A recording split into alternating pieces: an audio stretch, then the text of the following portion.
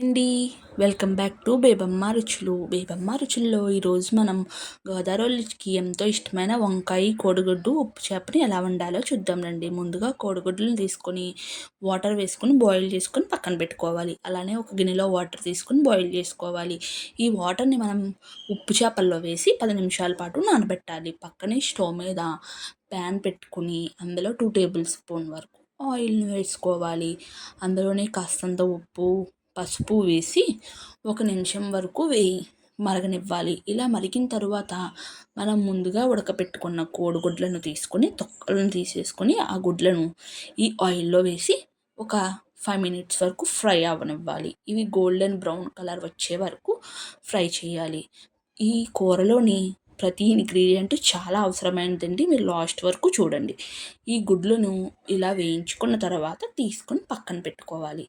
ఈ ఆయిల్లోని మనం ముందుగా కడిగి పెట్టుకున్న ఉప్పు చేపలను వేసి ఫ్రై చేసుకోవాలి. ఈ ఉప్పు చేపలను కనీసం 5-6 సార్లైనా కడుక్కోవాలండి. ఈ ఉప్పు చేపలు పైన వైట్ లేయర్ సాల్ట్తో పట్టేసి ఉంటుంది. ఆ లేయర్ పోయే వరకు కనీసం ఒక 5-6 సార్లైనా కడుక్కోవాలి. ఫస్ట్ మనం వెన్నీటిలో నానబెట్టుకున్నాం కాబట్టి ఆ ఉప్పు అంతా వచ్చేస్తుంది. తర్వాత మామూలు చల్లని వాటర్తోనే ఈ చేపలను శుభ్రంగా కడుక్కోవాలి. ఈ చేపలు మంచిగా బ్రౌన్ కలర్ వచ్చే వరకు బాగా ఫ్రై చేయించుకోవాలండి. ఉప్పు చేపలు అంటే ఏవి పడితే ఆ చేపలు కాదండి. ప్రత్యేకించి ఉప్పు చేప, వంకాయ కూరకు ఒక చేప ఉంటుందండి. ఆ చేప పేరే కానాకాంత అంటారు. మీరు మార్కెట్లోకి వెళ్ళినప్పుడు కానాకాంతలు ఇమ్మంటే వాళ్ళే ఇస్తారండి. ఆ చేప మాత్రమే చాలా టేస్ట్గా ఉంటుంది.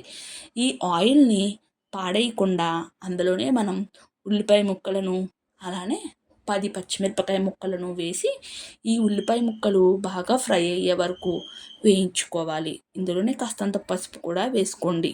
వేసుకున్న తర్వాత ఈ ఉల్లిపాయ ముక్కలను బాగా మగ్గనివ్వాలి. ఇలా మగ్గిపోయిన తర్వాత ఈ ముక్కల్లోనే మనం ముందుగా దీనికోసం తీసుకున్న నాటు వంకాయలే దీనికి ఎంతో రుచినిస్తుందండి. ఎర్ర వంకాయలు, తెల్ల వంకాయలు, పొడుగ్గా ఉండే తెల్ల వంకాయలు అవి ఏం బాగోవు. దీనికి నాటు తెల్ల వంకాయ అది రౌండ్గా ఉంటుంది. ఆ కాయల్ని మార్కెట్లోంచి తెచ్చుకొని చక్కగా నేను చూపించిన విధంగా ముక్కలు కోసుకొని ఈ వంకాయలు ఆ ఉల్లిపాయ ముక్కల్లో వేసేసుకొని కాస్తంత సాల్ట్ని యాడ్ చేసుకోవాలి. ఇలా యాడ్ చేసుకున్న తర్వాత ఈ వంకాయ ముక్కల మీద మూత పెట్టుకొని కనీసం ఒక 10 నిమిషాల పాటు మగ్గనివ్వాలి. వంకాయ ముక్కలు చూడండి, మూత తీసి చూసాం కదా, సగం వరకు మగ్గిపోయినాయి.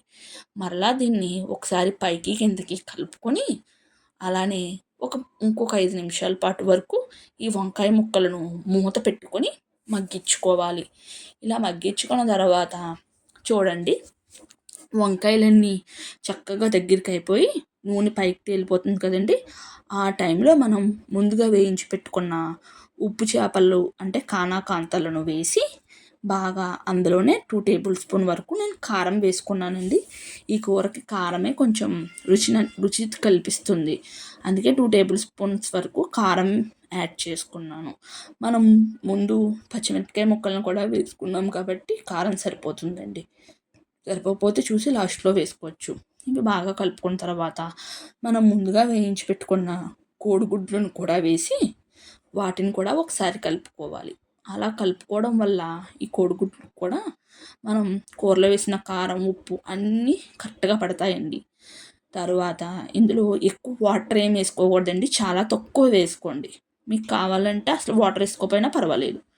అలా కాస్తంత వాటర్ని వేసుకొని ఇవన్నీ కలుపుకొని మూత పెట్టుకొని కనీసం ఒక 10 నిమిషాల వరకు మగ్గనివ్వండి. అలా మగ్గితే చూడండి ఎంత బాగా కలర్ఫుల్గా తయారైందో కూర. ఇలా అన్నీ చక్కగా నూనె అంతా పైకి వచ్చేస్తుందండి. అంతేనండి, ఎంతో రుచికరమైన వంకాయ, ఉప్పు చేప, కోడిగుడ్డు రెడీ అయిపోయిందండి. ఈ వీడియో నచ్చితే సబ్స్క్రైబ్ చేసుకోండి. Thanks for watching this video.